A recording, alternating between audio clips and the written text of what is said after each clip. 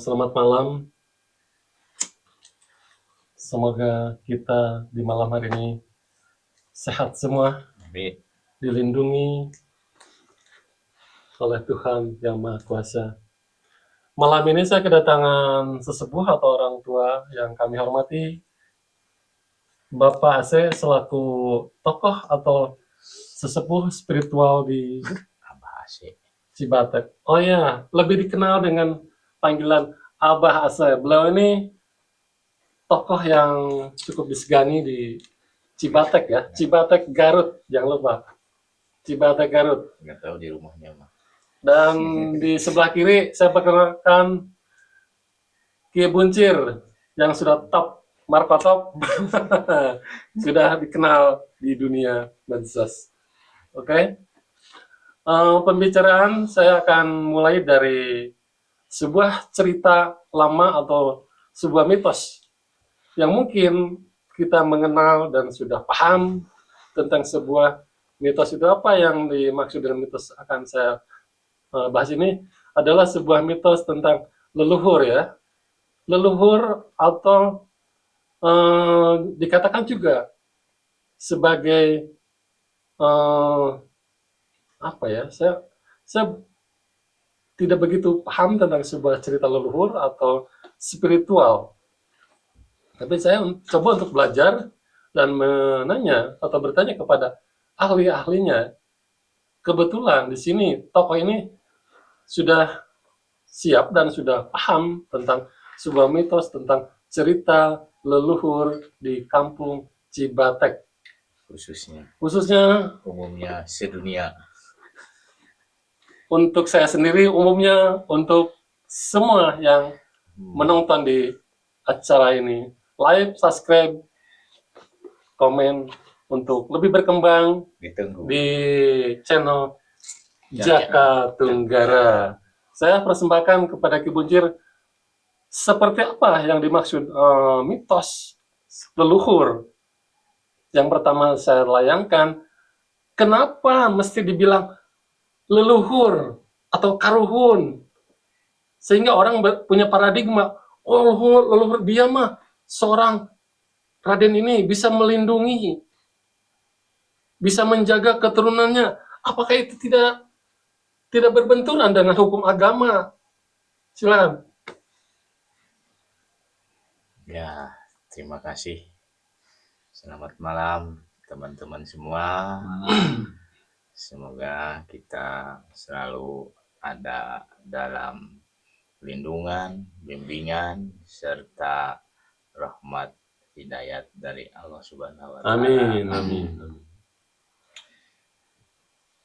Tidak bisa kita pungkiri ya bahwa di dunia ini sudah menjadi barang rahasia umum tentang leluhur itu sendiri.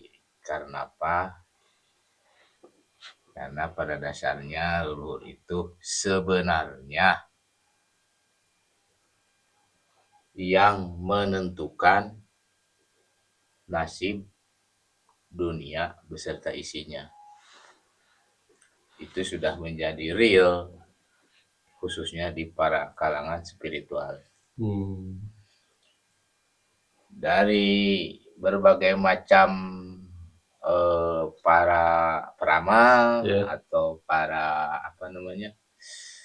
spiritual itu selalu bergantung kepada leluhur. Karena yang saya pahami sedikit, dari semua bidang, terutama urusan yang berkaitan dengan kehidupan, itu selalu bertumpu kepada leluhur, sang penguasa 4 elemen.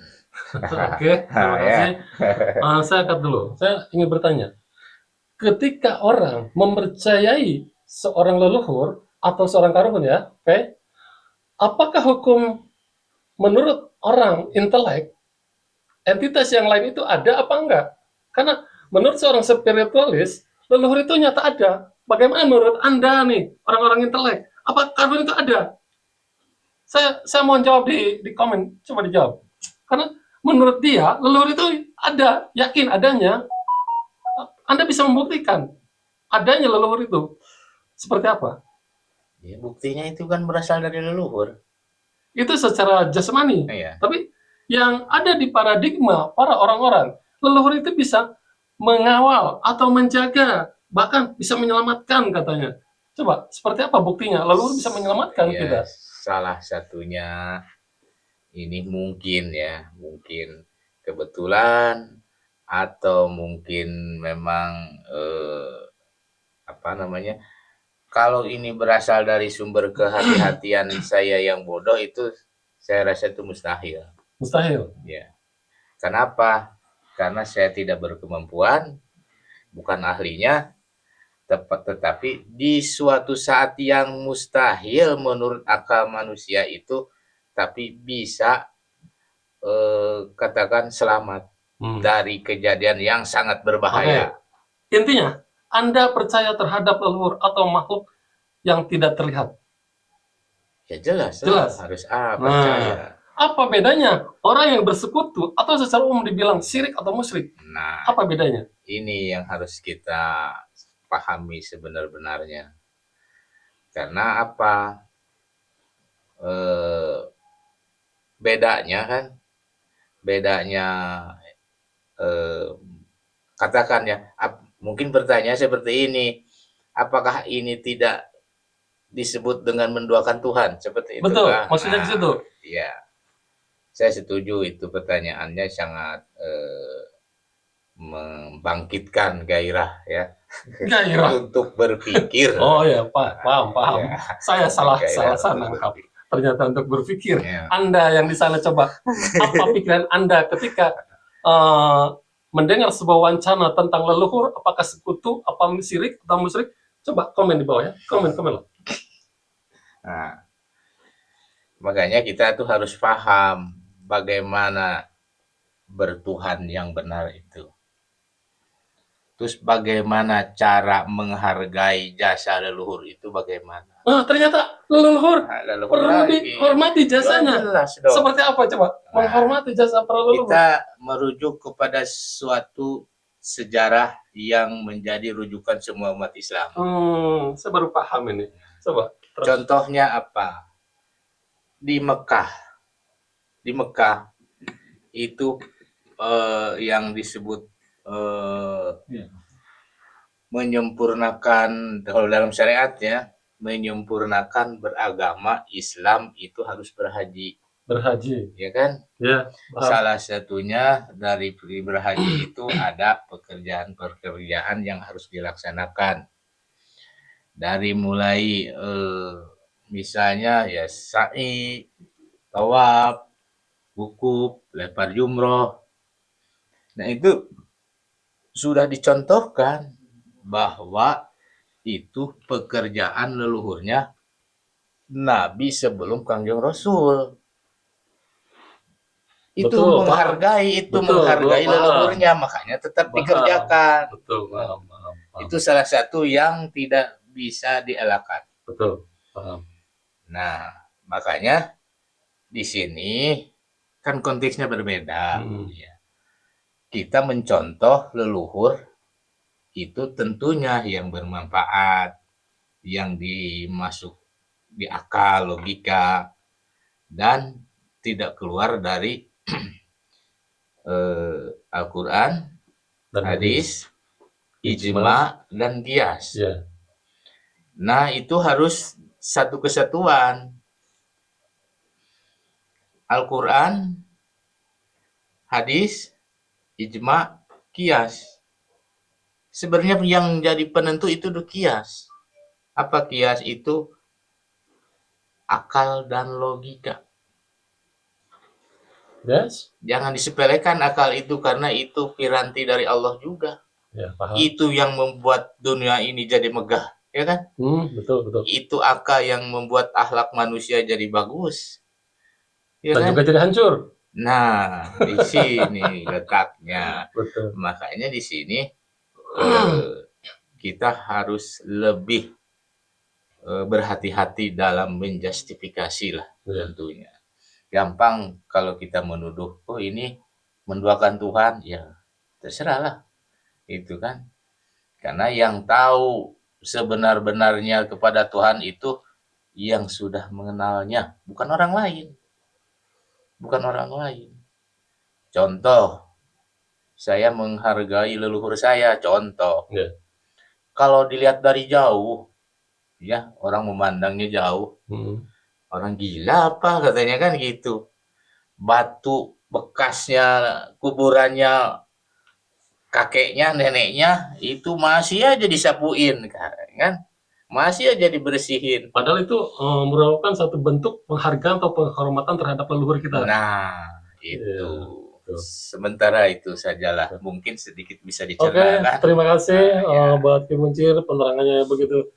Oke banget, komen yang banyak. Anda tidak setuju, kasih kepalan. Ya, kepada sepuh saya yang terhormat, saya mohon untuk memberi sedikit pencerahan tentang spiritual. Mungkin ini lebih dari sisi ini apa namanya kesaktiannya mungkin. Ya, ini lebih ke arah ke karomah dari sebuah leluhur. Jadi silakan waktu dan tempat. Silakan. Kepaksa ini mah. Assalamualaikum warahmatullahi wabarakatuh. Waalaikumsalam warahmatullahi wabarakatuh. Tadi narasumber bilang ke saya ahli sama tokoh. Ahlinya ahli apa, tokohnya tokoh apa. Saya tidak merasa seperti itu. Saya masih belajar dan masih mencari. Dalam pencarian saya tentang karuhun atau leluhur, bahasa leluhur itu bahasa yang disebut leluhur yang sebelum kita dia sudah istilah mah memberi jalan untuk kita. Kenapa kita harus percaya dengan leluhur? Kenapa ada orang yang nggak percaya leluhur? Itu tergantung masing-masing. Kalau saya bicaranya tentang leluhur, apa itu leluhur? Dan ada nggak itu leluhur atau karuhun? Ya tergantung orangnya. Dia merasa ada nggak karuhunnya? Kalau kita bicara tentang karuhun yang dekat dengan saya, karuhun saya adalah orang tua saya. Asmanya saya masih tahu namanya, rupanya juga masih tahu, dan akhlaknya juga masih tahu. Itu karuhun saya, leluhur saya. Majunya lagi ke sana. Saya tahu asmanya kakek saya, itu juga karuhun. Cuma kenapa orang yang sekarang rame tentang karuhun itu gini? Ya, di sini harus ada kehati-hatian tentang pembegalan-pembegalan yang mengatasnamakan karuhun seolah-olah karuhun itu melindungi kita gitu. Nah, itu yang sedangkan kita harus tahu ya. Karuhun kita tuh dulunya apa? Siapa? Mungkin kita bisa tahu dari sejarahnya, atau kita kalau lebih dekat tahu dari akhlaknya orang tua kita. Yang bisa menyelamatkan itu kalau karuhunnya dulunya garong, yang rampok, apakah bisa itu menyelamatkan? Cucunya jadi perampok dong. Ya, mungkin akhirnya kan ada kiri, ada kanan, ada sarwarga, ada neraka, ada penjara, ada. Nah kita harus cari dulu sebelum mencari leluhur tuh, leluhur mana yang mau dicari.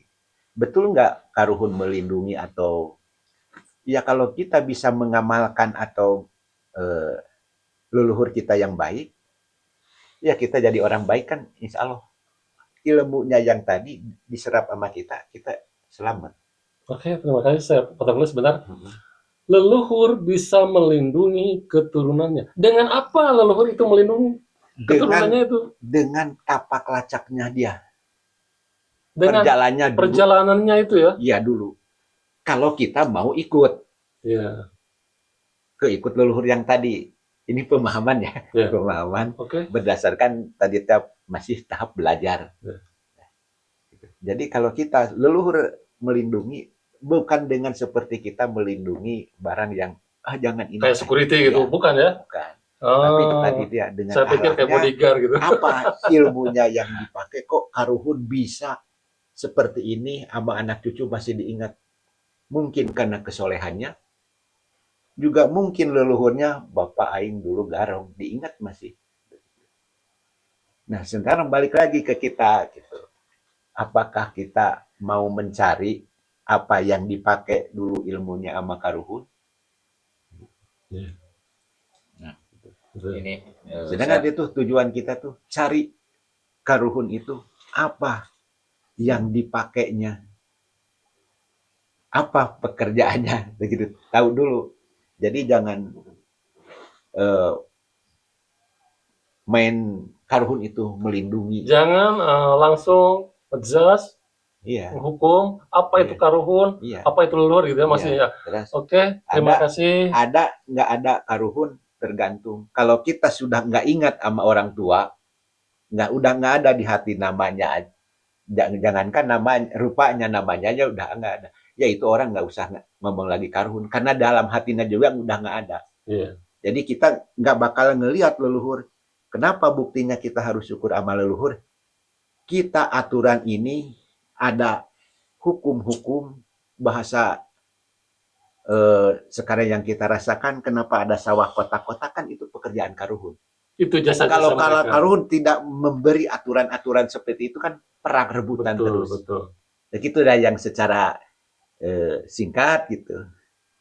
Ya, terima Saya memahami kasih tentang karuhun Pak itu. Se sudah memberikan sekelumit tentang seperti apa karuhun, seperti apa perlindungan dari seorang karuhun atau seorang leluhur memberi perlindungan terhadap anak cucunya. Saya beri waktu Anda untuk memperlengkap Oke. keterangan lebih Oke. sempurna. Oke. Saya sedikit menambahkan ya, kenapa leluhur kita semua katakan berkesinambungan lah dengan keturunannya. Nah, leluhur dengan kita itu duduk, bertempat tinggal, dan beraktivitas di tempat yang sama. Di tempat yang sama, dan tidak lepas dari hakikatnya air, hakikatnya tanah, hakikatnya api, dan hakikatnya angin. Nah, kalau leluhur itu sudah mengenal ke sana, kemudian anak cucunya berkeinginan untuk mencari tahu. Nah, di situ kan ada memori sebenarnya. Tilas bahwa leluhur kita itu pernah mendalami ini, nanti konektivitas dengan keturunannya itu. Mungkin itu yang mudah dipahami, yang berkesinambungan, yang tidak garis pemisah lah katakannya. Kita pernah hidup di sini, leluhur juga di sini.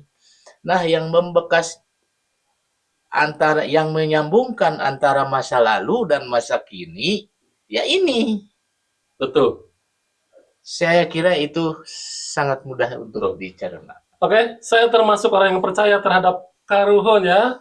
Buat yang tidak percaya terhadap entitas yang lain atau karuhun, silakan komen dan subscribe.